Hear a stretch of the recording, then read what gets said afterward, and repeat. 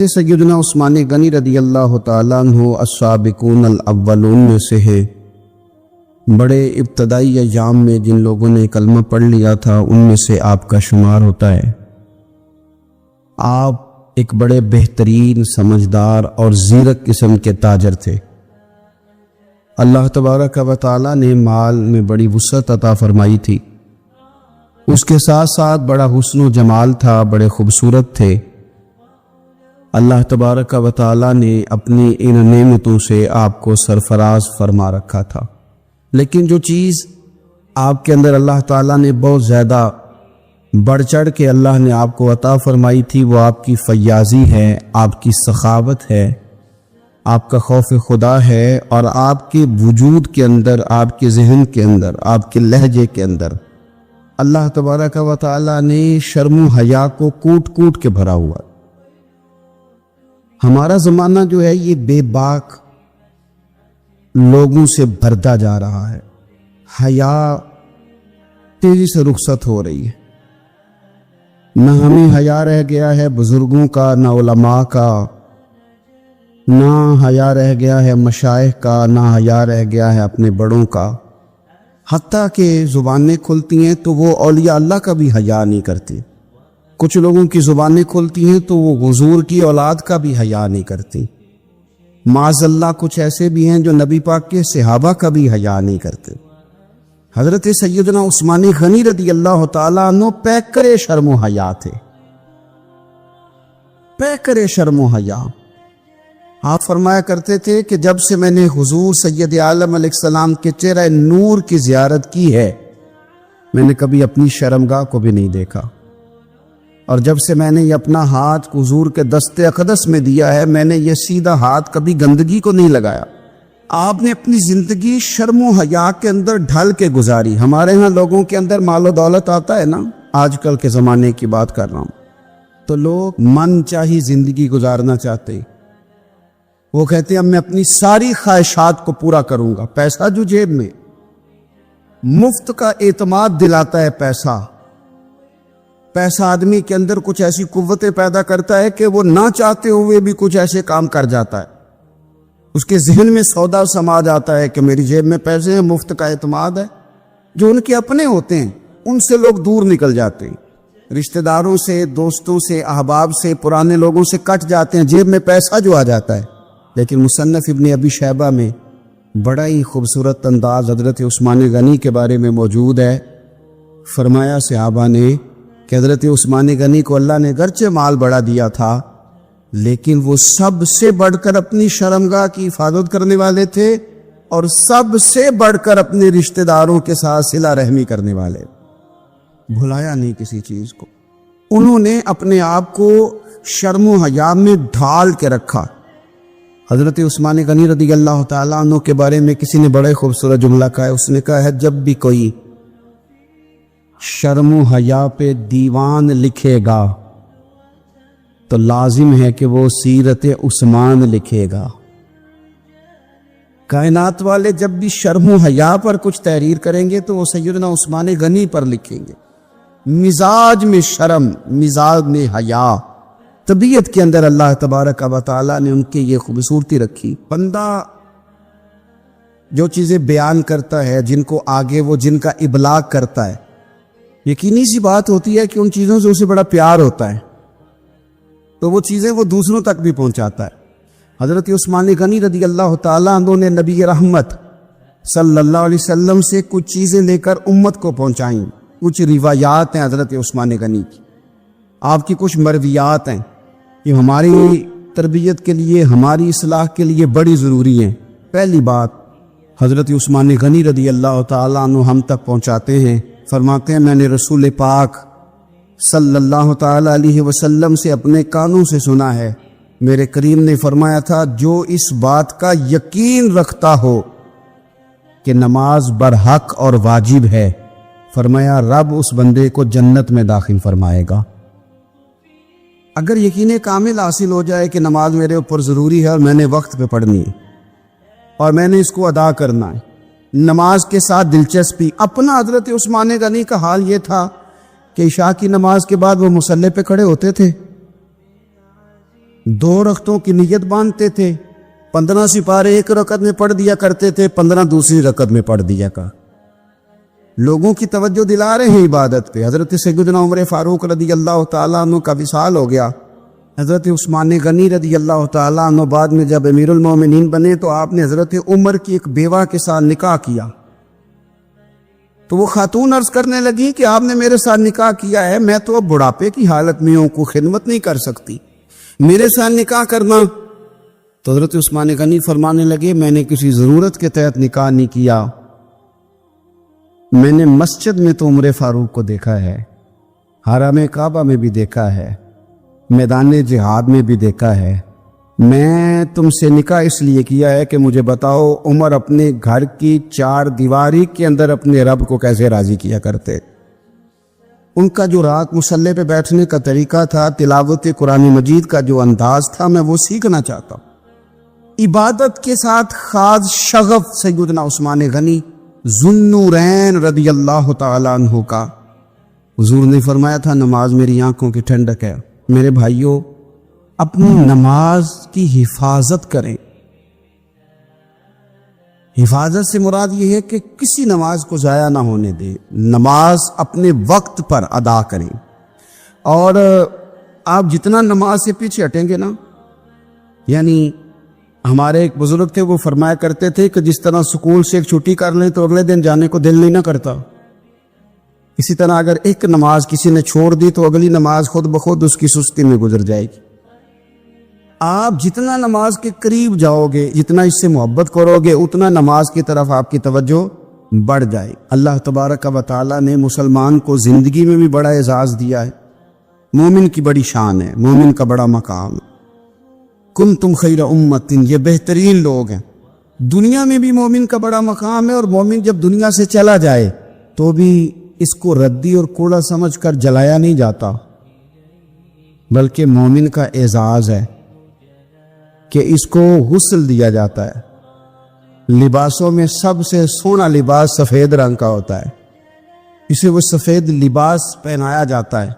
اور آپ دیکھیے آج یہ جا رہا ہے قبر میں، تو ہاتھوں پہ اٹھا کے بھی لے جایا جا سکتا تھا، کسی گاڑی میں رکھ کے بھی لے جایا جا سکتا تھا، لیکن یہ رسول اللہ کا کلمہ پڑھنے والا ہے نا، اس کی شان ہے کہ اسے کندھوں پہ اٹھا کے لے جایا جاتا ہے، اور اسے لے جا کے قبر کے اندر رکھا جاتا ہے جہاں خدا کی رحمتیں بڑھ کر استقبال کرتی ہیں۔ تو جنازہ، بندہ مومن کا جنازہ ایک بڑا مرتبے والا کام ہے۔ حضرت سیدنا عثمان غنی رضی اللہ تعالیٰ عنہ بیٹھے تھے تو ایک جنازے پہ نظر پڑی، ایک مسلمان کا، مومن کا جنازہ جا رہا تھا۔ اس جنازے پر نظر پڑی تو سیدنا عثمان غنی اٹھ کر کھڑے ہو گئے۔ ایک ہے کہ کسی معزز آدمی کے آنے پر آپ کھڑے ہوں، لیکن یہ شان ہے نا، یہ عظمت ہے نا مومن کی کہ اس کا جنازہ گزر رہا ہے۔ تو حضرت عثمان غنی رضی اللہ تعالیٰ عنہ اٹھ کے کھڑے ہو گئے، اور جب لوگوں نے آپ کی طرف دیکھا تو فرمانے لگے اپنی مرضی سے یہ کام نے کیا۔ ایک دن کریم رسول کے سامنے سے بھی جنازہ گزرا تھا تو میرے نبی اٹھ کے کھڑے ہو گئے تھے، تو میں تو اپنے پیارے محبوب صلی اللہ تعالیٰ علیہ وآلہ وسلم کی ادا کو ادا کر رہا ہوں۔ حضرت عثمان غنی رضی اللہ تعالیٰ عنہ نے ہمیں بتلایا کہ مومن کا ہر حال میں مقام اپنی نظروں کے سامنے رکھنا، مقدم رکھنا اس کی عظمت کو۔ جو رسول اللہ کا کلمہ پڑھ لے اس کی بڑی شان ہوتی ہے۔ ہم اہل مودت ہیں سائیں، ہر روز بشارت ہوتی ہے، ہم ہر شام مدینے جاتے ہیں، ہر روز زیارت ہوتی ہے۔ یہ جو بندہ مومن ہوتا ہے یہ تو اہل محبت، اہل مودت لوگ ہوتے، ان کو تو بڑے اعزاز دیے جاتے۔ تو حضرت عثمان غنی رضی اللہ تعالیٰ عنہ نے ہمیں بتلایا کہ بندہ مومن دنیا سے جائے پھر بھی اس کا اعزاز ہے، پھر بھی اس کا مقام ہے۔ حضرت سیدنا عثمان غنی رضی اللہ تعالیٰ عنہ کا مسجد کے ساتھ بڑی دلچسپی تھی۔ آپ نے نبی پاک صلی اللہ تعالیٰ علیہ وسلم کا یہ فرمان روایت کیا ہے کہ جو شخص اللہ کی رضا کے لیے مسجد بنائے گا، اللہ تبارک و تعالیٰ اس کے لیے جنت میں گھر بنائے گا۔ مسجد نبوی کی تعمیر حضرت عثمان غنی نے بڑے شوق سے فرمائی، اور اپنے دور میں انہوں نے مسجد کے اندر وسعت کی، تزئین و آرائش کی۔ اس کے اوپر جو فرش ہے مسجد نبوی کا، وہ فرش حضرت عثمان غنی نے ڈلوایا۔ اور آپ نے مسجد کے ساتھ، اور مسجد کون سی؟ وہ مسجد جو مسجد نبوی ہے، وہ مسجد جس مسجد میں بیٹھ کر رسول اللہ صلی اللہ علیہ وسلم صحابہ کرام علیہم رضوان کو دین سکھاتے تھے. میں بڑی دیر سے کافی عرصے سے ایک بات بڑی شدت سے محسوس کرتا ہوں کہ ہماری طبیعتیں جو ہیں وہ تیزی سے تلخ ہو رہی ہیں. اختلاف رائے تو بالکل پسند ہی نہیں کرتے آج کے دور میں لوگ، اور ہمارے مزاج کے خلاف جو شخص جاتا ہے چند باتیں اکٹھی کر کے ہم اس کے ساتھ عداوت پیدا کر لیتے ہیں. وہ دلوں میں جو نرمی تھی، وہ جو معاف کرنے کا جذبہ تھا، وہ جو درگزر کا مزاج تھا، وہ جو کسی کو قبول کرنا اور اس کی چند کمزوریوں سمیت بھی قبول کر لینا، اور کسی بندے کی کمزوری دیکھنا تو اس کی ایک کمزوری دیکھ کے اپنی کئی کمزوریاں یاد کر لینا، یہ اہل محبت کا طریقہ ہوتا تھا. لیکن ہم نے لوگوں کی کمزوریاں ڈسکس کر کے، لوگوں کی غلطیاں ڈھونڈ کے اپنی نظروں میں لوگوں کا مقام گرا دیا ہے.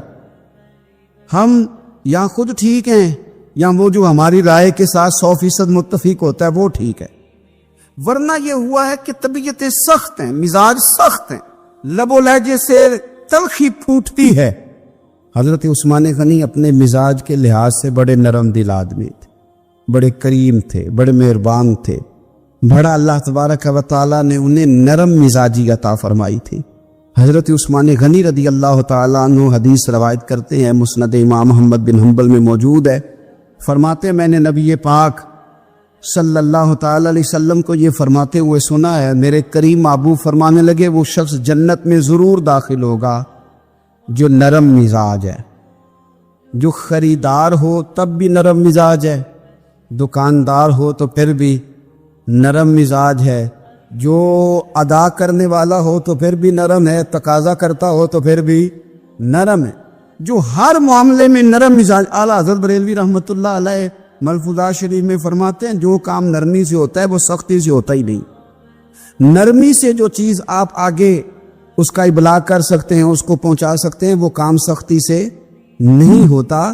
کم از کم اپنوں کے بیچ تو نرمی ہونی چاہیے. وہ جو سختی ہے وہ تو کافر کے مقابلے میں، منافق کے مقابلے میں وہ ہلکا یاراں تو بریشم کی طرح نرم، وہ تو رزم حق و باطل ہو تو فولاد ہے مومن. تو حضرت عثمان غنی رضی اللہ تعالیٰ عنہ ہمیں یہ سبق پڑھاتے ہیں کہ اپنے مزاجوں میں نرمی لائی جائے، اپنی طبیعتوں کو ہمیشہ نرم کرنے کی کوشش کی جائے. حقوق العباد کا معاملہ ہمیشہ سے سخت ہے، اور ہم حقوق العباد کے معاملے میں بڑے خود غرض ہے. اپنی مرضی کے حق ہم ادا کرتے ہیں، اپنی مرضی کے. حقوق العباد سے مراد بندوں کے حقوق ہے، ایک دو رشتوں کے حقوق نہیں. اور یہ حقوق ہمارے اوپر عائد کس نے کیے ہیں؟ اللہ تعالیٰ نے. آپ اپنے بچوں کے حقوق ادا کرتے کرتے کسی غریب کے حق پہ ڈاکہ نہیں ڈال سکتے. آپ اپنے ماں باپ کا حق ادا کرتے کرتے کسی کا حق کینچی لگا کے کاٹ نہیں سکتے. آپ یہ کہیں کہ میں نے اپنا گھر بنانا ہے تو بڑے سارے گھر بے آباد کر دیں. جس طرح اپنے بچوں کا آپ پر حق ہے، اسی طرح ملت کے بچوں کا بھی تو حق ہے. جس طرح آپ کا اپنا گھر آپ کے لیے بڑا اہمیت کا حامل ہے، اسی طرح سے جو باقی گھر ہیں وہ بھی تو اہمیت کے حامل ہیں. ہم نے یہ کیا کہ 2-4 حقوق اپنے ذہن میں بٹھا لیے، اور اسلام جو حقوق کی وسعت بیان کرتا ہے. آپ کو پتہ ہے نبی پاک صلی اللہ تعالیٰ علیہ وسلم نے رستوں کے بھی حقوق بیان کیے، رستوں کے بھی حقوق بیان کیے، جانوروں کے بھی حقوق بیان کیے. حضرت عثمان غنی رضی اللہ تعالیٰ عنہ حدیث روایت کرتے ہیں اور ہماری توجہ دلاتے ہیں. آپ فرماتے ہیں کہ یاد رکھنا دنیا کے اندر اگر تم نے کسی کا حق ضائع کیا تو قیامت کے دن تمہیں اس حق کا بدلہ دینا پڑے گا.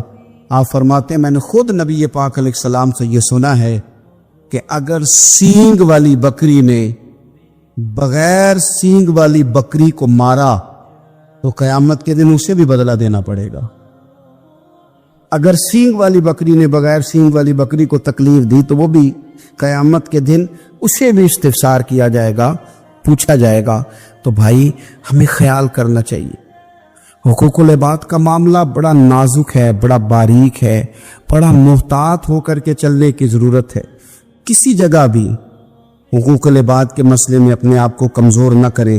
کوشش کریں جس حد تک ہو سکے آپ نازک مزاجی کے ساتھ حقوق کے معاملے کا خیال کریں. اب کسی نے افواہ پھیلا دی کہ حضرت عثمان غنی کو شہید کر دیا گیا. نبی پاک علیہ السلام تک بھی خبر آئی. حضور جانتے تھے.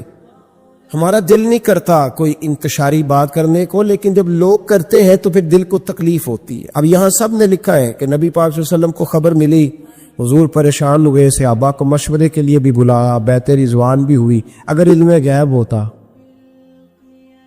یہ سارا کچھ نہ ہوتا. اور میں نے کہا خدا کے بندے، اگر حضور اپنا علم غیب اس وقت ظاہر کرتے تو حضرت عثمان کے لیے قرآن کی آیتیں نہ نازل ہوتی، اس بیعت کے تذکرے نہ ہوتے. ہر بات پہ لوگ معاذ اللہ تعالی. اب دیکھیے نا، یہاں یہ جملہ چھوڑنے کی کیا ضرورت ہے؟ تم قوم کو کیا دے رہے ہو؟ لوگوں کو کیا بتا رہے ہو کہ نبی پاک علیہ السلام اندھیرے میں بیٹھ کے فیصلے کر رہے تھے؟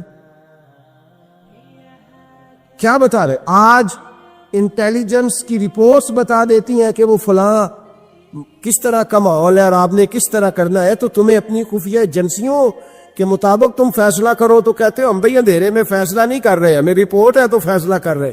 اور نبی پاک علیہ السلام کے بارے میں تم لوگوں کو یہ بتا رہے ہو کہ حضور اندھیرے میں فیصلہ کر دیتے تھے، پتہ ہی نہیں تھا. کس طرح کی بات کرتے ہو؟ میرے محبوب پاک علیہ الصلوۃ والسلام فرماتے ہیں کہ اللہ تبارک و تعالیٰ نے مجھے اس طرح کا علم عطا فرمایا ہے کہ جو تمہارے ذہن میں ہو مجھ سے پوچھو، میں فوراً تمہیں جواب دوں گا. لیکن لوگ اڑ گئے ہیں، کیا کیا جائے؟ اور عجیب فلسفہ ہے. یہاں بھی گرہ لگا دی، پتہ ہوتا تو یہ سارا. اور میں نے کہا خدا کے بندے، اگر یہ سارا کچھ نہ ہوتا تو پھر یہ آیتیں کیسے نازل ہوتی؟ پھر صبح قیامت تک حضرت عثمان غنی کی عظمتوں کا کیسے پتہ چلتا؟ جب خبر ملی نا کہ حضرت عثمان غنی کو شہید کر دیا گیا تو حضور نے صحابہ کو بلایا، فرمایا آؤ میری بیعت کرو. حالانکہ بیعت پہلے ہو چکی، آؤ دوبارہ بیعت کرو. یا رسول اللہ کس چیز کی بیعت کرنی ہے؟ تو نبی پاک نے فرمایا میرے ہاتھ پہ بیعت کرو کہ ہم عثمان غنی کے خون کا بدلہ لیے بغیر یہاں سے جائیں گے نہیں. ہم عثمان کے خون کا بدلہ لیے بغیر یہاں سے جائیں گے. اور حوالہ کسی نے دیکھنا ہو علامہ اسماعیل حقی کا تو میں دکھاؤں گا. جس شخص نے دوڑ کر سب سے پہلے نبی پاک کی بیعت کی وہ مولا علی شیر خدا تھے. کہ یا رسول اللہ جانا ہی نہیں عثمان کے خون کا بدلہ لیے بغیر. سب سے پہلے شیر خدا آگے بڑھے. آج لوگ انہی لوگوں میں اختلاف دکھانے کی کوشش کرتے، صحیح نہ حاصل کرتے. سب سے پہلے دوڑ کر حضرت شیر خدا آگے بڑھے کہ حضور میں بیعت کرتا ہوں. نبی پاک نے صحابہ کے ہاتھوں میں بیعت ہو رہی ہے. یہ وہ والا واقعہ نہیں جو اس چوک میں پیش آیا تھا، یہ وہ والا واقعہ نہیں جو میرے ساتھ ہوا تھا تو میں آپ کو سنا رہا ہوں. یہ وہ والا واقعہ ہے جو رب کو اتنا پسند آیا کہ اللہ نے قرآن پاک میں بیان فرما دیا ہے. اس کی اہمیت کا اندازہ لگایا کہ رب کریم کو اتنا محبوب ہے یہ انداز کہ قرآن میں بیان کیا. ایک درخت تھا، کانٹوں والا درخت، اس کو شارحین نے لکھا ہے. کچھ لوگ کہتے ہیں بیری کا درخت تھا. نبی پاک درخت کے نیچے بیٹھ گئے، فرمایا بیعت کرو سارے. کن کے لیے بیعت ہو رہی ہے؟ حضرت عثمان غنی کے لیے. ایک بیعت دین کے لیے ہوئی، قرآن کے لیے ہوئی، حدیث کے لیے ہوئی، اللہ کی توحید کے لیے. اور آج نئے سرے سے بیعت ہو رہی ہے. کس کے لیے؟ بول کے بتائیے. حضرت سیدنا عثمان غنی رضی اللہ تعالیٰ عنہ، اس شخص کی عظمت کا کوئی اندازہ کر سکتا ہے جن کے لیے نبی پاک نے خاص کر کے تخصیص کر کے ایز اے اسپیشل بیعت لی. اور صحابہ نے جب بیعت کی تو اللہ کو اتنی پسند آئی کہ قرآن مجید کی سورہ فتح کی آیت نمبر 18 میں بیان کیا. فرمایا لقد رضی اللہ عن المؤمنین اذ یبایعونک تحت الشجرہ. فرمایا محبوب تحقیق اللہ ان مومنوں سے راضی ہے جو درخت کے نیچے آپ کی بیعت کر رہے تھے. تحقیق اللہ ان سے راضی ہوا، ان ایمان والوں سے جو درخت کے نیچے آپ کی بیعت کر رہے تھے. درخت کے نیچے، تحت الشجرہ. قرآن مجید کے الفاظ اگر آپ غور کریں گے تو آپ کو حضرت عثمان غنی کی عظمت کا پتہ چلے گا اور اس واقعے کی حساسیت کی آپ کو سمجھ آئے گی کہ بیعتیں تو مسجد میں بھی ہوئی، لیکن نام لے کے نہیں کہا محبوب جنہوں نے مسجد میں بیعت کی. نام لے کے نہیں کہا، حالانکہ وہ بیعتیں بھی اللہ کو بڑی محبوب ہے. بیعتیں تو میرے بھائی نبی پاک نے بیت اللہ شریف کے پاس بھی کی، مسجد نبوی میں بھی کی، لیکن یہاں نام لے کر کوئی بھول نہ جائے. کسی نے کہہ دینا تھا کوئی اور بیعت تھی جی، لوگ شرح کر رہے ہیں نا مرد، وہ تو کسی اور کی بیعت. نام لے کے کہا محبوب تحت الشجرہ. وہ جو درخت کے نیچے بیعت ہوئی، وہ جو بیعت درخت کے نیچے ہوئی، اور جنہوں نے بیعت کی لقد رضی اللہ عن المومنین، تحقیق اللہ ان مومنوں سے راضی ہو گیا۔ اللہ ان مومنوں سے، صحیح بخاری صحیح مسلم میں صحابہ نے پوچھا یا رسول اللہ اللہ کس طرح راضی ہوا ہے؟ فرمایا آج جس نے میرے ہاتھ پہ بیعت کی ہے رب کریم نے وعدہ کر لیا ہے سب کو جنت عطا فرمائے گا، جنتی ہو گئے سارے۔ حضرت عثمان غنی رضی اللہ تعالیٰ عنہ کی یہ عظمت، یہ شان قرآن پاک نے بیان کر دی کہ حضرت عثمان کے نام پر صحابہ جمع ہوئے، اللہ تبارک و تعالیٰ نے اس واقعے کا ذکر قرآن مجید میں فرما دیا۔ حضرت ابو بکر صدیق کا زمانہ تھا تو ایک شخص ملک شام کا رہنے والا، بڑا قرضہ چڑھ گیا اس پہ، تو وہ حضرت ابو بکر صدیق کے پاس آیا، کہنے لگا آپ امیر بھی ہے اور امیر بھی ہے، دونوں باتیں، ایک امیر یہ ہے کہ مسلمانوں کے سربراہ ہیں اور دوسرا اللہ نے آپ کو مال و دولت بھی عطا فرمایا ہے، تو میرے اوپر وہ قرضہ چڑھ گیا تو مہربانی فرمائے۔ وہ کہتا حضرت صدیق اکبر نے میرا ہاتھ پکڑا، گھر کے اندر لے گئے، باہر سے دروازہ بڑا اعلیٰ تھا لیکن گھر کے اندر گیا تو چارپائی بھی کوئی نہیں تھی، کھجور کی چٹائیاں بچھی ہوئی تھی، کھجور کی چھال کی، اور وہ بھی پھٹی ہوئی۔ فرماتے ہیں سید اللہ صدیق اکبر نے بٹھا لیا مجھے اور مجھے کہنے لگے یار تجھے ایک عجیب بات نہ بتاؤں؟ تو بتائیے۔ فرمانے لگے 3 دن ہو گئے میں نے اناج کا دانہ بھی نہیں کھایا، کھجور کے اوپر گزارا کر لیتا ہوں، میں آج کل حالات میرے ٹھیک نہیں ہیں۔ لگا جی پھر میں کیا کروں؟ تو آپ فرمانے لگے تو عثمان غنی کے پاس جا۔ کس کے پاس؟ وہ شخص کہنے لگا جی مجھے تو بہت سارے پیسے چاہیے۔ تو آپ نے فرمایا تیری سوچ وہاں ختم ہوتی ہے جہاں سے عثمان کی سخاوت شروع ہوتی ہے، تیری سوچ وہاں تو جو سوچتا ہے نا اتنے ملیں گے، تیری ختم ہوتی ہے سوچ جہاں سے عثمان کی سخاوت شروع ہوتی ہے، تو جا۔ کہنے لگا جی آپ کا نام لوں؟ فرمایا ضرورت ہی نہیں پڑے گی۔ کہا جی میں ذکر کروں گا کہ مجھے امیر المومنین نے بھیجا ہے۔ فرمایا ضرورت ہے، صرف اتنا تو جا کے بتانا کہ میں مقروض ہوں اور رسول اللہ کا نوکر ہوں صلی اللہ علیہ، اتنا بتانا کہ مسلمان ہوں، مصطفیٰ کا غلام، بس، اور کسی اضافے کی ضرورت ہے؟ کہا جی وہ دلیل مانگیں گے۔ فرمایا عثمان خیرات کرتے تفتیشیں نہیں کرتا، عثمان اللہ کی راہ میں دیتے ہوئے تفتیشیں 10 روپے دینا اور 100 بات سنانا فقیر کو، تک تو نہیں نا، 10 روپے اور 100 قسم کے تالے نہ دے تو میاں چشم پوشی کر دا، تجھے کس نے اجازت دیا ٹٹولنے کی، پھولنے کی اور کرودنے کی؟ یہ حال اگر تیرے ساتھ کیا جائے، رب اگر تجھے ٹٹول کے دے تو تیرا کیا بنے؟ رب کریم اگر تجھے ٹٹول کے دے کہ پہلے بتا نمازیں کتنی پڑھی ہے، سویرے اٹھتا ہے کہ نہیں، تو تیرا کیا حال ہوگا؟ تو ٹٹولتا پھرتا ہے 10 روپے دینے کے لیے۔ حضرت عثمان غنی کی عادت نہیں، وہ شخص کہتا ہے میں چلا گیا، پوچھتا پچھاتا دروازے پہ پہنچا، دروازے پہ دستک دی تو حضرت عثمان غنی کے اندر سے بولنے کی آواز ہے، اپنے بچوں کو ڈانٹ رہے ہیں، کہتے ہیں یار تم لوگ شہد کے اندر، دودھ کے اندر شہد ملا کے پیتے ہو، خرچہ تھوڑا کم کرو، اتنا خرچہ تم نے بڑھا دیا ہے، تم دودھ کے اندر دودھ بھی میٹھا شہد بھی میٹھا، ایک چیز کھا لو، کو بیمار ہو 2 چیزیں استعمال کرتے ہو۔ کہتے ہیں میں نے کہا ابو بکر تو بڑی باتیں بتا رہے تھے، اور اس قسم کے کئی واقعات حضرت عثمان غنی کے ساتھ ہوئے، وہ تو بڑی باتیں بتا رہے تھے اور یہ آدمی دودھ شہد سے لڑائی کر رہا ہے اور مجھے کئی 1000 درہم چاہیے، دینار چاہیے، مجھے دے گا؟ فرماتے ہیں اب وہ ڈانٹ کے باہر آئے، میں دروازے پہ تھا، آتے ہی کہنے لگے میں آیا نا تو جب میں نے السلام علیکم کہا تو وہ سمجھ گئے میں مسلمان ہوں۔ کہتے ہیں وعلیکم کہا تو پہلا جملہ انہوں نے جو بولا وہ ان کے بڑے پن کا مظاہرہ تھا۔ کہنے لگے بچوں کو ایک بات سمجھانی تھی، آنے میں مجھے 1.5-2 منٹ لگ گئے، تو دروازے پہ کھڑا رہا، مجھے معاف کر دینا۔ بڑے لوگوں کی بڑی باتیں، بڑے لوگوں کی بڑی باتیں، اتنا بڑا قد ہے اتنا بڑا اخلاق ہے۔ کہنے لگے تجھے ایک بات بچوں سے کرنے لگ گیا تھا، تجھے انتظار کرنا پڑا، ذرا درگزر کرنا۔ کہتے ہیں پھر انہوں نے دروازہ کھولا، جو اس وقت ان کا ماحول تھا، حویلی کا، ڈرائنگ روم کا، جو بھی، مجھے بٹھایا۔ کہتے ہیں میرے لیے جو پہلی چیز آئی وہ دودھ کے اندر شہد ڈال کے وہ لائے۔ کہتے ہیں میرے دل میں خیال آیا گھر میں جھگڑا کر رہے تھے، مجھے پلایا، اس کے بعد کھجوروں کا حلوہ آ گیا۔ کہتے ہیں میں نے کہا بچوں کو کہہ رہے تھے ایک میٹھی چیز استعمال کرو، میرے لیے 3 آ گئی ہے، 3 آ گئی، عجیب شخص ہے۔ کہتے ہیں میں لیکن ابھی میرا تصور جمع نہیں. میں نے کہا اتنا تگڑا نہیں جتنا حضرت ابو بکر نے بتایا ہے. کہتے ہیں کھلا پلا کے نا پھر پوچھنے لگے کیسے آئے ہو, کیسے آئے ہو؟ تو کہتے ہیں میں نے کہا کہ جناب میں مجبور ہوں. آج بہت سارے لوگ ہیں نا جن کے پاس کسی کی بات سننے کا ٹائم ہی نہیں, کہتے ہیں موٹی موٹی بات کریں آخری. حضرت عثمان غنی پوری کھلا پلا کے کہنے لگے کیسے آنا ہوا؟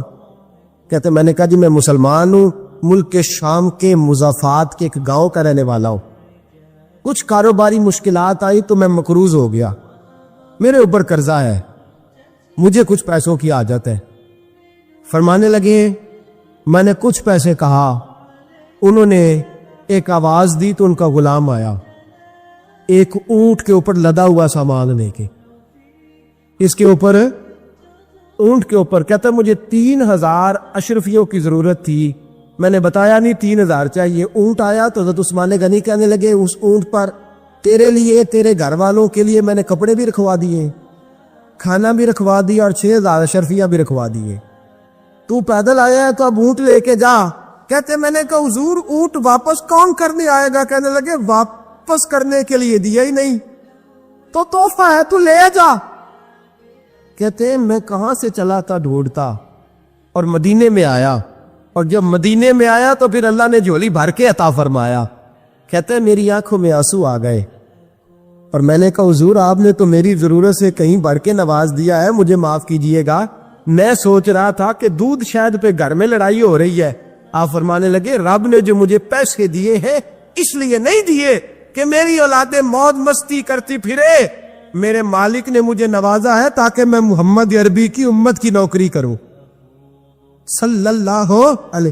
یہ سخاوت کا حال. فرماتے میں نے نہیں بتایا کہ مجھے سیدنا صدیق اکبر نے بھیجا ہے.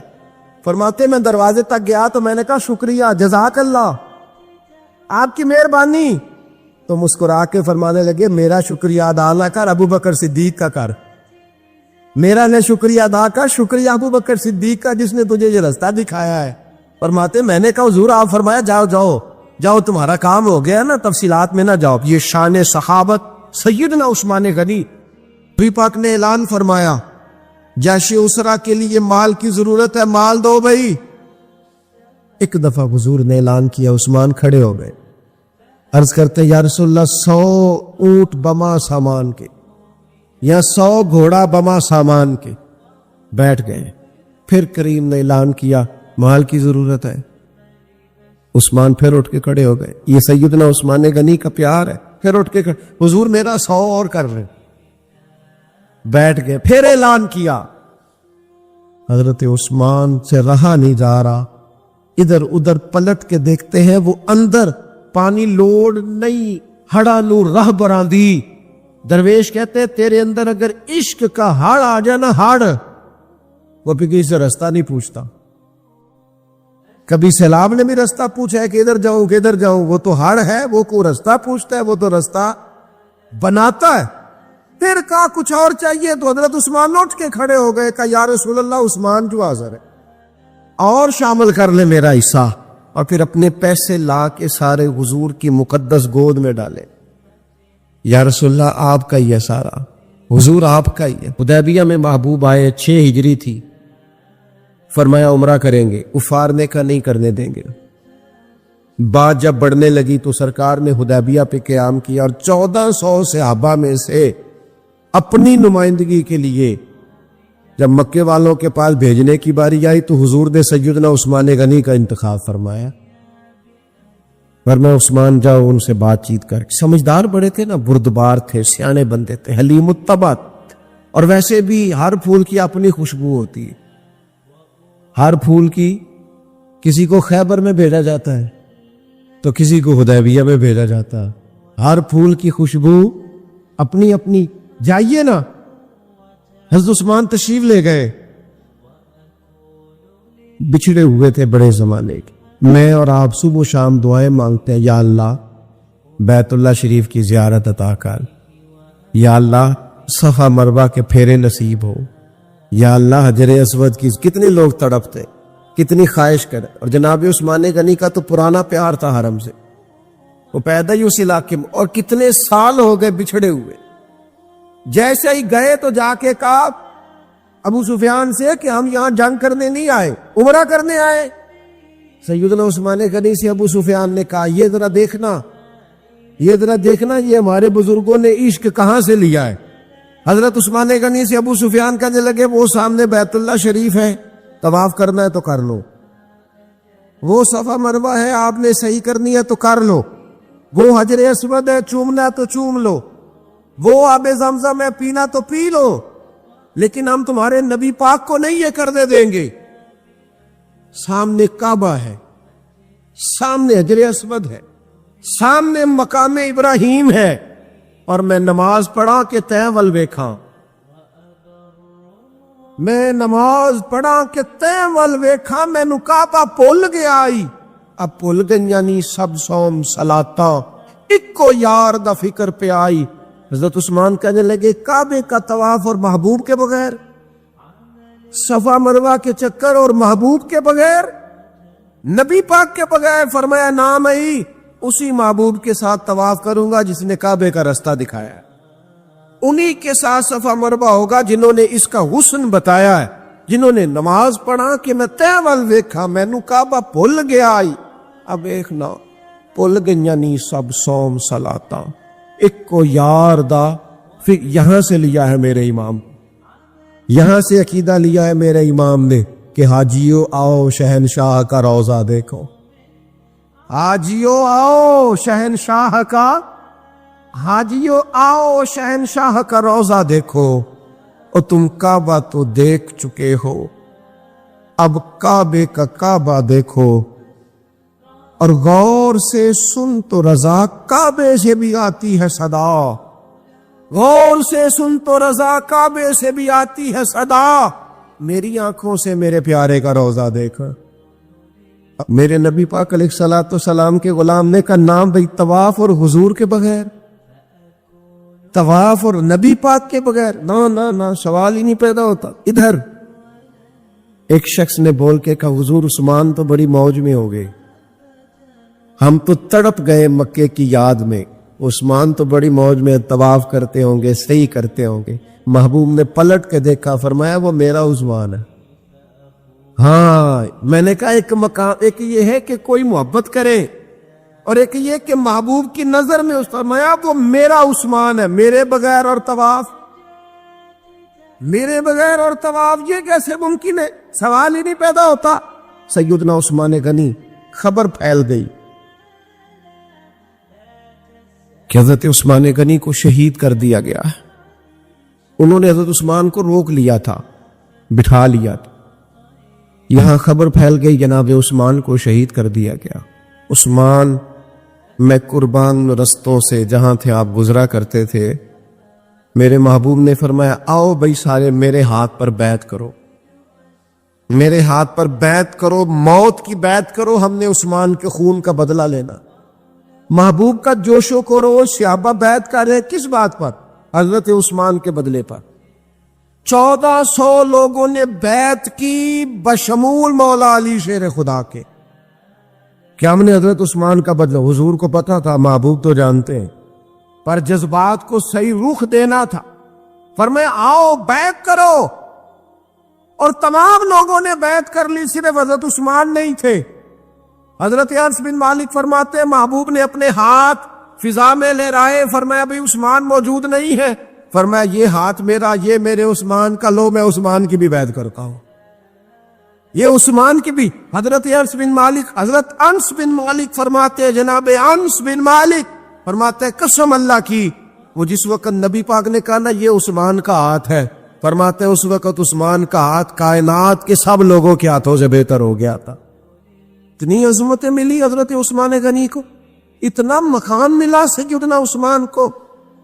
یہ جو لوگ ہیں نا، یہ جو دروازہ رسول کے خاص غلام ہیں، ان غلاموں کی محبت سے فیض آئے گا رسول پاک کی محبت کا، غلامی کی طبیعت چاہے گی، ان سے پیار کرو گے تو مدینے والے کے محبوب بن جاؤ گے، ان لوگوں سے سیکھیں گے کہ دین کا اصل مزاج کیا ہے، یہ بتائیں گے۔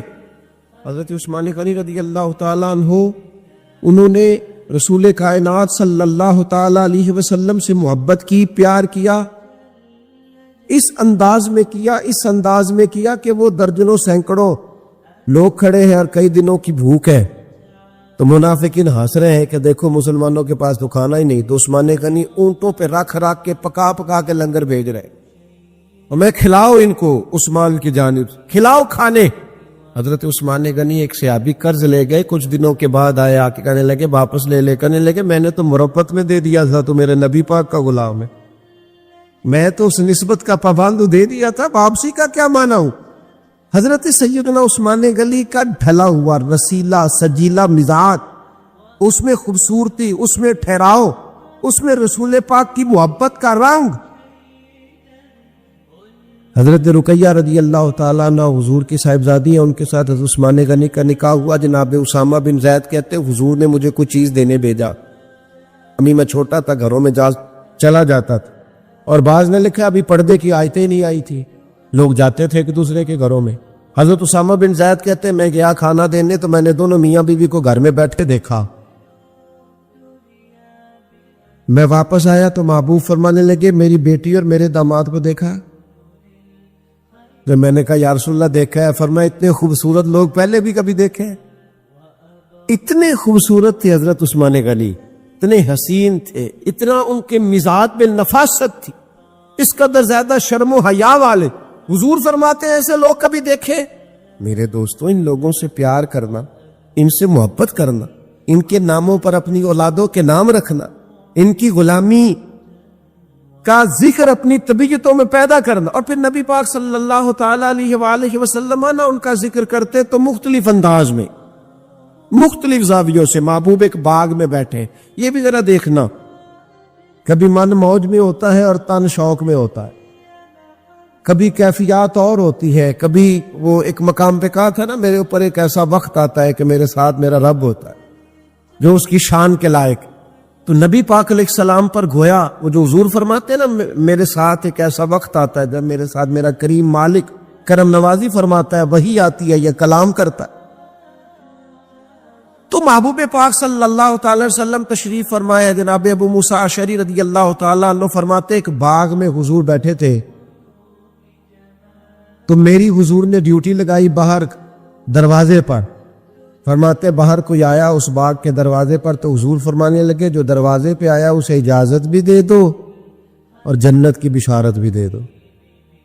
ظاہراً تو حضرت ابو موسیٰ اشعری نے بھی بندہ نہیں دیکھا کون آیا، وہ سامنے تو آیا ہی نہیں، لیکن حضور نے اندر بیٹھے بیٹھے ہی نا، اندر بیٹھے بیٹھے ہی محبوب فرمانے لگے وہ جو آیا ہے نا، کیونکہ حضور تو مالک ہے نا جنت کے، میرے امام فرماتے تجھ سے اور جنت سے کیا مطلب، منکر دور ہو، ہم رسول اللہ کے، جنت رسول اللہ کی۔ حضور اندر بیٹھے ہیں، دیکھا ہی نہیں باہر کون ہے، اور فرمانے لگے وہ جو آیا دروازے پہ اسے بتا تو جنتی ہے۔ حضرت ابو موسیٰ اشعری کہتے ہیں دروازہ کھولا تو ابو بکر صدیق تھے۔ یہ دیکھو کن کے نام جنت الاٹ ہوتی ہے، اور بار بار انہی کا قرہ نکل آتا ہے، انہی کے تذکرے ہونے لگتے ہیں، انہی کا ذکر۔ سیدنا صدیق اکبر فرماتے ہیں تھوڑی دیر کے بعد پھر کوئی دروازے پہ آیا، حضور فرمانے لگے اسے اجازت بھی دے دو اور جنت کی بشارت بھی دے دو۔ یہ سیاستہ میں حدیث موجود، فرماتے ہیں میں جو گیا دروازہ کھولا تو دروازے پہ فاروق اعظم تھے۔ سیدنا ابو موسیٰ اشعری کہتے ہیں دروازے پہ دستک ہوئی تو میرا پھر نہ دھیان لب ہائے مبارکہ کی طرف ہی تھا، وہ زبان جس کو سب کن کی کنجی کہیں، جس کو سب کن کی کنجی کہے، اس کی نافذ حکومت پہ لاکھوں سلام۔ پھر دروازے پر دستک ہوئی تو کریم فرمانے لگے دروازہ کھولو اور اس بندے سے کہو تم پر آزمائش بھی آئے گی، پر یہ بتا دو تو ہے جنتی، تمہیں آزمائشیں دیکھنی پڑیں گی، تکلیفیں آئیں گی، فتنے آئیں۔ کہتے ہیں میں دروازے پہ گیا تو سیدنا عثمان غنی موجود۔ میرے دوستو ان لوگوں کے بارے میں کبھی تشکیک کا شکار نہ ہونا، کسی شرارت کرنے والے کی شرارت کے پیچھے نہ چلنا۔ میرے نبی پاک علیہ الصلوۃ والسلام نے تو پہلے خبر دی تھی کہ حضرت عثمان غنی پر فتنے آئیں گے، آزمائشیں آئیں گی، اور صحیح روایت تو موجود ہے، خبر دی تھی۔ حضرت عثمان غنی رضی اللہ تعالیٰ عنہ کا تو وہ مقام و مرتبہ ہے، وہ شان ہے کہ ان کی شہادت کی خبر بھی رسول پاک نے دے دی۔ فرمایا یہ شہید ہوگا عثمان، شہادت تک کی خبر حضور کو پیار ہے نا سیدنا عثمان سے۔ نبی پاک صلی اللہ تعالی علیہ وآلہ وسلم احد پہاڑ پہ گئے تو احد پہاڑ کانپنے لگا۔ کون تھا حضور کے ساتھ؟ حضرت صدیق اکبر تھے، سیدنا فاروق اعظم تھے اور حضرت عثمان غنی تھے۔ احد پہاڑ کانپنے لگا۔ ویسے ہمارے بزرگ فرماتے کانپ نہیں رہا تھا، اسے پتہ چلا محبوب آیا تو وجد کر رہا تھا، وہ نہ ذرا وجد کر رہا تھا، سرور میں آ گیا، وہ کانپنے لگا۔ محدثین نے لکھا ہے کانپنے لگا، اس میں حرکت آئی، اور جب وہ حرکت کر رہا تھا، کانپ رہا تھا، وجد کر رہا تھا، تو حضور پتہ کیا فرماتے ہیں احد سے؟ یہ باتیں ہم سنتے ہیں، کبھی ان کا مزہ تو لے کے دیکھو، پھر غور کرو۔ حضور ہے پہاڑ پہ، حضرت عمر ہے، سیدنا ابو بکر ہے، حضرت عثمان ہے، حضور پہاڑ پہ ہیں، پہاڑ کانپا ہے، وجد کیا ہے، حرکت کی ہے۔ حضور پتہ کیا فرماتے ہیں؟ فرماتے ہیں احد ٹھہر جا، تیرے اوپر ایک نبی ہے، ایک صدیق ہے، 2 شہید ہیں۔ وہ تو دیکھ تو صحیح، مقام دیکھ، اعزاز دیکھ، احترام دیکھ، تیرے اوپر ایک نبی ہے، ایک صدیق ہے اور 2 شہید ہیں۔ دنیا میں بڑے شہید ہوئے، اور اس شہید کا مرتبہ بھی جانتے ہو جسے حضور نے شہید کہا؟ ایک تو یہ ہے نا پراپوگنڈے پر لوگ بڑے لوگوں کو شہید کہتے ہیں، اور جنہیں حضور کی زبان اطہر شہید کہے، نبی پاک جنہیں شہید کہے، رسول پاک علیہ السلام نے فرمایا 2 شہید ہیں۔ تو 2 شہید کون تھے؟ ایک حضرت عمر فاروق، ایک حضرت عثمان غنی۔ اور پھر نبی پاک نے نہیں دی شہادت کی خبر نہیں دی، حضور نے یہ بھی بتایا ان کا مقام کیا ہوگا، ان کو ملے گا کیا۔ اللہ کے حبیب صلی اللہ تعالی علیہ وسلم فرمانے لگے ایک تو شہادت ہے، اور شہید کو جنتی، اور صحابی ویسے ہی جنتی، اور پھر عشرہ مبشرہ، اور پھر خلفائے راشدین، اور پھر سیدنا عثمان غنی، اور پھر شہادت کا اعزاز۔ یہ ساری نسبتیں تو اپنی جگہ، لیکن رسول کریم صلی اللہ تعالی علیہ وسلم ارشاد فرمانے لگے ہر نبی کا کوئی نہ کوئی رفیق ہوتا ہے، اور فرمایا میرا رفیق عثمان غنی ہے، وہ بھی جنت میں، یہ جنت میں میرے رفیق ہوں گے، میرے ساتھ ہوں گے سیدنا عثمان غنی رضی اللہ تعالیٰ عنہ۔ رسول اللہ صلی اللہ علیہ وسلم نے ان کی عظمتوں کو بیان کیا، ان کا جو حضور کے ساتھ غلامی کا رشتہ ہے، جو نبی پاک علیہ السلام کے ساتھ وفا کا رشتہ ہے، ہر مقام پر، ہر موقع پر، جس طرح سیدنا عثمان غنی اپنی خدمات لے کے حاضر ہیں، پیش ہیں، ہر جگہ موجود ہے، حضور کا ان پر اعتماد ہے۔ نفسیاتی طور پر ہم بڑے ڈسٹرب اس لیے ہیں کہ ہم بے سکون رہتے ہیں جان بوجھ کے، وجہ ہی کوئی نہیں، لیکن جب تک زندگی ہے اللہ نے زندہ رکھنا ہے، اور جب وقت آ جانا ہے تو پھر کوئی ہمیں بچا سکتا، تو ٹینشن کس بات کی، ڈپریشن کس بات کا ہے؟ ایک بات۔ دوسری بات یہ کہ دوسروں کی نفسیات کا بھی تھوڑا تھوڑا خیال کریں۔ ہم پتہ کیا چاہتے ہیں؟ سارے میرے مطابق چلیں، پھر نفسیاتی مسائل پیدا ہوتے ہیں۔ میرے ساتھ اگر 100 بندہ پیار کرتا ہے تو ان کے مطالبے الگ الگ ہیں۔ کوئی کہتا ہے جناب کو پیار ہی کرنا چاہیے، ہر ایک سے مسکرا کے ملنا چاہیے، کوئی کہتا ہے حضرت صاحب اتنا بھی پیار کریں تو لوگ نگل جاتے ہیں، تھوڑی ڈنڈی پٹی بھی ہونی چاہیے۔ دونوں قسم کے لوگ ہیں نا نہیں۔ ایک وہ شخص ہے جو کہتا ہے اتنا بڑا مجمع ہے تو 2 سیکیورٹی گارڈ بھی ہونے چاہیے۔ تیسرا کہتا ہے جی عجیب عجیب لگتا ہے، گارڈ رکھے ہوں کسی بندے نے، کسی بڑے آدمی، تو یہ ہر بندے کا مطالبہ۔ اب آپ نے کیا کرنا ہے؟ آپ نے لوگوں کے مزاج کی رعایت کرنی ہے، جہاں تک آپ پیار کر سکے آپ نے کرنا ہے، جہاں تک محبت کر سکے آپ نے محبت۔ نبی پاک نا بچوں کے مزاج کا خیال کرتے، چھوٹے بچوں، حضور پاس سے گزرتے تو فرماتے السلام علیکم۔ ایک بچے نے نا حضور کے کپڑوں پر پیشاب کر دیا تھا، اس کی ماں پریشان ہو گئی، بخاری ہے، یا رسول اللہ وہ بچہ تھا پتہ نہیں چلا، تو نبی پاک فرمانے لگے کیا ہو گیا، وہ بچہ ہے، اللہ نے پانی پیدا کیا نا، ابھی اس پہ پانی بہائیں گے سب ٹھیک ہو جائے گا، وہ بچہ ہے۔ لیکن حاجی صاحب گھر میں بگڑ جاتے ہیں، پوتا اگر پیشاب کر دے کہتے ہیں میں نماز پڑھنی ہوں، وہ بگڑ جاتے، پیر صاحب بگڑ جاتے اس بات پہ، علامہ صاحب بگڑ جاتے، شیخ صاحب کہتے ہیں پتہ ہی نہیں بچے نے پیشاب کر دیا۔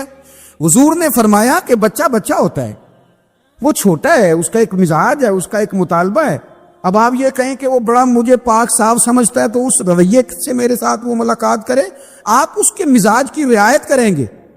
نبی کریم کے غلام کے بیٹے ہیں حضرت اسامہ بن زید، نواسوں کی بات نہیں سنا رہا، زید بن حارثہ حضور کے غلام تھے، ان کے بیٹے ہیں، چھوٹی عمر تھی، ناک بہ رہا تھا۔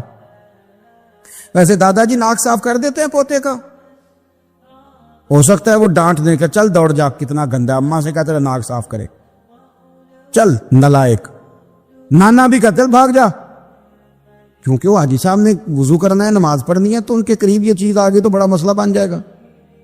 نبی کریم صلی اللہ علیہ وسلم نے کہا عائشہ اسامہ کے ناک بہ رہی ہے، صاف کر دو۔ حضرت عائشہ کہتی ہے میں ذرا اٹھی کو کپڑا دیکھ لوں تو حضور جلدی سے اٹھے۔ ایک روایت تو یہ ہے کہ حضور نے ناک پوچھ دیا، اور دوسری میں کہ نبی پاک قریب پہنچ گئے۔ جناب عائشہ کہتے ہیں میں نے ہاتھ پکڑ لیا، میں نے کہا حضور کپڑا لینے گئی تھی، آ گئی۔ کہتے میں نے اپنے ہاتھوں سے ان کی ناک صاف کر دی، ریڑھ صاف کر دیا۔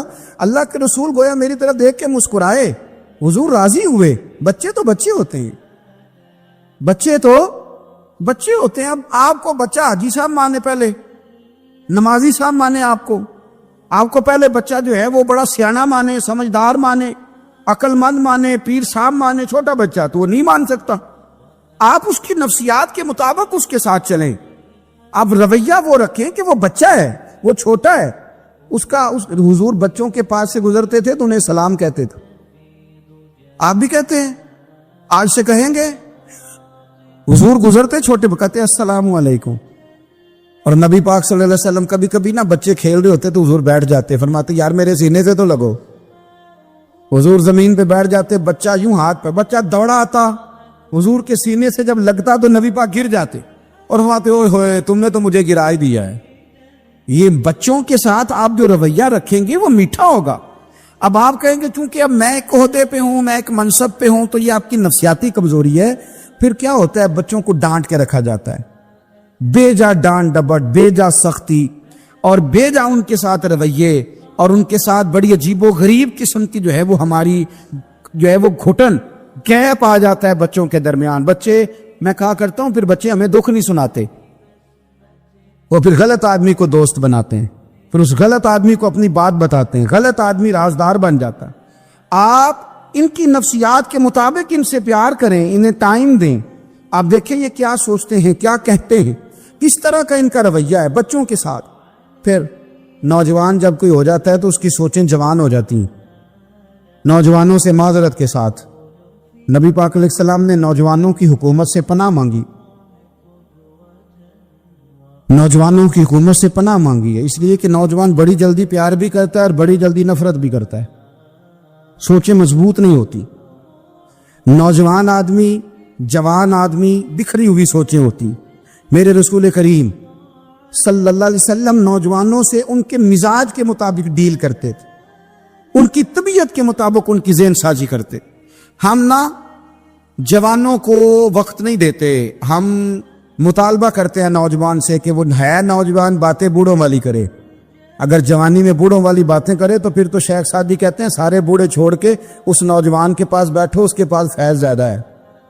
اگر ایسا ہو جائے، کیونکہ در جوانی توبہ کردن شیوائے پیغمبری، یہ تو اچھی بات ہے، لیکن میرے عزیز اگر ایسا نہ ہو، ایسا ممکن نہ ہو، تو پھر نوجوان کو آپ اس کی طبیعت کے مطابق ڈیل کریں۔ آپ اس کی سوچ دیکھیں، اس کا رویہ دیکھیں، اس سے پیار کریں۔ نبی کریم علیہ السلام کے پاس ایک نوجوان داخل ہوا، اندر داخل ہوتے ہی اس نے فٹافٹ ایک بات کر دی، کہنے لگا یا رسول اللہ مجھے زنا کی اجازت دے دیں، میرے جذبات بہت بھٹک گئے، میں روک نہیں سکتا۔ ہمارے ہاں ہمارے گھر میں کوئی فون کرے تو ہم غیرت مند بن جاتے ہیں، میری غیرت کو گوارا نہیں کہ کوئی میرے گھر میں فون کرے، اور اگر میں کسی کے گھر میں فون کروں تو پھر غیرت کدھر گئی؟ پھر بھی آپ غیرت مند نہیں صاحب، پھر بھی آپ غیرت مند نہیں۔ اگر آپ کسی کے گھر فون کرتے ہیں آپ غیرت مند نہیں، تو یاد رکھیں اگر آپ یہ حرکت کر رہے ہیں تو پھر آپ کو بھی تھوڑا احساس ہونا چاہیے نا۔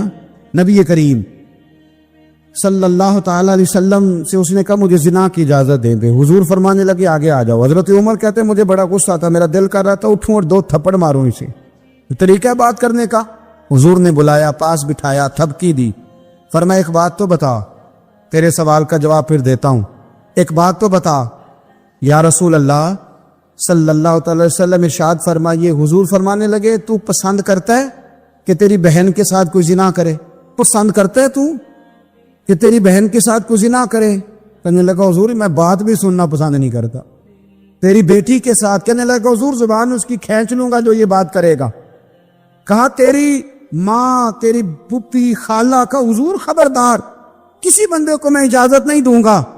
رسول کریم فرمانے لگے جس سے تو زنا کی اجازت مانگ رہا ہے وہ بھی تو کسی کی بہن ہے نا, وہ بھی تو کسی کی بیٹی ہے. جو غیرت, جو حمیت تجھے اپنے گھر کے بارے میں آتی ہے وہ دوسرے کے بارے میں کیوں نہیں آتی؟ جب نبی کریم نے اس نوجوان کو اس کے مزاج کے مطابق سمجھایا تو اس کی آنکھوں میں آنسو آ گئے. عرض کرنے لگا یا رسول اللہ صلی اللہ تعالی علیہ وسلم, حضور زنا کی ارادہ تو ایک طرف, آج کے بعد میری زبان پر اس کا نام بھی نہیں آئے گا. آپ سامنے والے کی نفسیات کو دیکھیں, آپ اپنے موڈ میں نہ رہیں.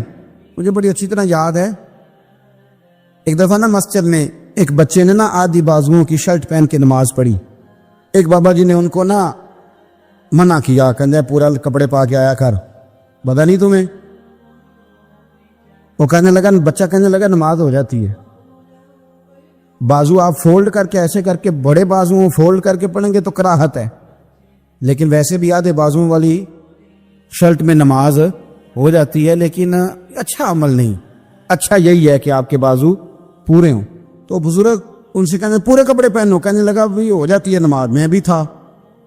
تو مجھے انہوں نے کہا جی حضرت صاحب بات سننا. میں نے کہا جی حکم. کہنے لگے ان کپڑوں میں نماز ہو جاتی ہے؟ میں نے کہا جی ہو جاتی ہے. کہنے لگتا ہے منڈا چودھری آندا ہے, منڈا لگتا ہے چودھری آندا ہے. فٹافٹ اسی وقت انہی پیروں پہ میں کہا جی ہے واقعی چودھریاں دا بچہ. لیکن مسئلہ یہ ہے کہ دین چودھری کے لیے بھی وہی ہے اور غریب کے لیے بھی. تو آپ اس بچے بیچارے کو اندر آنے تو دیں, اس کو مسجد میں داخل ہونے دیں, انشاءاللہ کپڑے بھی ٹھیک پہن کے آ ہی جائے گا. لیکن ہم نے تو ذہن بنا لیا ہے کہ ہم نے اپنی مرضی کے مطابق لوگوں کو قابو کرنا ہے. ہم لوگوں کی ذہن کے مطابق اترنے کو تیار نہیں, بس سارے میرے مطابق چلیں. یہ تو بات کو پیشوا کرے گا, مقتدا کرے گا, وہ بھی سمجھائے گا. رسول کریم علیہ الصلوۃ والسلام لوگوں کو جبرن نہیں جھکاتے تھے, حضور دلائل دیتے. نوجوان بچوں کو موقع دیں, انہیں سمجھائیں, انہیں قائل کریں, ان سے پیار کریں, ان کی نفسیات کو سمجھیں, اس کے مطابق ان کے ساتھ آپ ڈیل کریں, پھر آگے بڑھیں. عورتوں کے بارے میں میرے نبی کریم علیہ السلام نے بڑی نصیحت فرمائی ہے. محبوب کریم فرمانے لگے عورت ٹیڑھی پسلی سے پیدا کی گئی ہے, سیدھا کرنا چاہو گے ٹوٹ جائے گی. یہ جیسی ہے اس کے ساتھ ویسے ہی گزارا کرو, اس کی نفسیات کو سمجھ جاؤ. عورت تھوڑا سا چاہتی ہے کہ وہ کھانا پکائے تو اس کی تعریف کر دی جائے. تو بھائی کھڑی ہے صبح سے بورتی خانے میں, 2 لفظ بولنے میں کوئی حرج ہے؟ اور اگر کبھی نمک زیادہ ہو بھی جائے تو کیا خیال ہے, بیوی جان بوجھ کے زیادہ ڈالتی ہے؟ اس کا شوق ہے کہ اس کی انسلٹ ہو. ہمارا رویہ اتنا سخت ہوتا ہے, بعض اوقات اتنا تکلیف دہ ہوتا ہے کہ اس سے جذبات کو ٹھیس پہنچتی ہے, مزاج میں خرابی آتی ہے. تھوڑی تعریف دیکھیں, عورت چاہتی ہے تھوڑا سا کہ میرے خاندان والے, میرے سسرال والے میری تھوڑی عزت کریں. تو وہ اگر سارا کچھ چھوڑ چھاڑ کے آ گئی ہے تو جس طرح ہم اپنی بیٹی کے لیے ذہن رکھتے ہیں عزت کا, اگر تھوڑا اس کے لیے بھی بنا لیں گے تو میرا خیال ہے کوئی حرج والی بات. ہم نا لوگوں کا خیال رکھنے کی بجائے لوگوں کو چڑھاتے ہیں. ناراض تو نہیں ہو جائیں گے آپ؟ نہیں, رہن دینے لگتا ہے تو ہو جانا ہے. بھائی چڑھاتے ہیں لوگ. کسی نے کہہ دیا نا کہ یہ میرے گھر نہ آئے آج کے بعد, باپ نے بیٹے کو کہہ دی یہ تیرے رشتہ دار نہ آئے, وہ کہتا ہے تو سویرے ضرور آئی, ویکھاں گا تینوں کیڑا ڈکدا ہے, آنا صبح. وہ کسی نے کہہ دیا نا اس گلی سے نہ گزرنا, کہنا میں ابھی گزروں گا, تو دیکھ لے جو تو نے کرنا ہے. ہم لوگوں کی نفسیات کے, بلکہ پتہ چل جائے نا فلانے کو فلاں چیز بری لگتی, اس کو لوگ زبردستی کرتے ہیں, چڑھاتے ہیں, نفرتیں پیدا کرتے ہیں, اس کے اندر غرور لاتے ہیں, مزاج کے اندر چڑچڑاپن پیدا کرتے ہیں. یہ کام نہ کریں. آپ اپنے لیے کیا گراؤنڈ بنا رہے ہیں کہ لوگ آپ سے نفرت کریں, لوگ تکلیف دیں آپ کو؟ یہ نوجوان بچے کسی نے ہارن دے دیا گاڑی کا تو اب اس نے گاڑی پیچھے کرنی نہیں، وہ ماں بدولت کو ہارن بجا دیا ہے۔ یہ مہذب قوموں کا یہ رویہ نہیں ہوتا۔ یہ تو وہ قومیں ہیں جو مطلب بڑی تنگ ہیں اپنے آپ سے، یہ بڑے آوازار لوگ ہیں۔ ٹھنڈے رہیں، میٹھے رہیں، پیار کریں، دوسروں کے جذبات کا احساس کریں۔ نبی کریم صلی اللہ تعالی علیہ وسلم نے ایک دن حضرت عائشہ صدیقہ سے کہا عائشہ تیرے ساتھ ایک بات نہ کروں، حضور کریں؟ فرمایا جب تو ناراض ہوتی ہے تب بھی مجھے پتہ چل جاتا ہے، اور جب تو راضی ہوتی ہے تب بھی مجھے خبر ہو جاتی ہے۔ اتنا دھیان رکھتے ہیں خاوند گھر میں کہ اب اس کی پوزیشن کیا ہے اور اب یہ کیا سوچتی ہے اور کس بات پہ اس کو جو ہے وہ ناراضگی ہوتی ہے۔ مجھے جب تو راضی ہوتی ہے تب بھی پتہ ہوتا ہے ناراض۔ تو حضرت عائشہ کہتی ہے نہیں حضور ایسی تو بات ہی کوئی نہیں، آپ بتائیں۔ تو حضور فرمانے لگے جب میں کسی اور زوجہ کے پاس تھوڑا وقت گزار لیتا ہوں زیادہ اور جب میں آتا ہوں تو ناراض ہوتی ہے۔ یا رسول اللہ آپ کو کیسے پتا؟ فرمایا بتاؤں؟ حضور بتائیں۔ فرمایا اس وقت جب تو قسم اٹھاتی ہے تو کہتی ہے لا و رب ابراہیم، مجھے ابراہیم کے رب کی قسم، اور جب تو مجھ سے راضی ہوتی ہے تو کہتی ہے لا و رب محمد، مجھے محمد کے رب کی قسم۔ تو پھر حضرت ابراہیم کا نام لے لے کے حضرت عائشہ کہنے لگی محبوبہ قربان جاؤں، بات بالکل ٹھیک ہے، ایسے ہی ہے یا رسول اللہ، بالکل ایسے ہی ہے۔ جب تھوڑی خفگی ہوتی ہے تو میں یہ کام، تو حضور تو لوگوں کے مزاج کا خیال کرتے تھے، نبی کریم کو تو پتہ ہوتا تھا، لیکن ماں بدولت کہتے ہیں سارے میرے مرضی کے مطابق چلیں۔ ہاں میں نے زندگی میں یہ تجربہ بھی کیا ہے کہ آپ لوگوں کا خیال رکھنے لگ جاتے ہیں تو لوگ خراب بھی ہو جاتے ہیں، اس میں کوئی شک نہیں۔ وہ سمجھتے ہیں شاید میری ضرورت بڑی ہے، نہ یہ بات نہیں بھائی، بات کچھ اور ہے۔ حضور رحمت اللہ للعالمین ہے نا، تو کافر ہے یا منافق ہے، حضور کی تو ڈیوٹی ہے پیار کرنا، لیکن کافر کو تو چاہیے نا کلمہ پڑھے، منافق کو تو چاہیے نا مومن بنے۔ او بھائی میں نے کہا وہ بزرگ ہیں، ان کی ذمہ داری ہی پیار کرنا ہے، وہ جو بھی جائے گا اس سے، لیکن تو بتا تو نے پیار میں سے سیکھا کیا ہے، لیا کیا ہے، تیرے اوپر اثر کیا ہے؟ پیار کرنا، شفقت کرنا اور ہے، یہ جملہ میرا یاد رکھنا، پیار کرنا کسی سے اور ہے اور اس سے راضی رہنا یہ بات اور ہے۔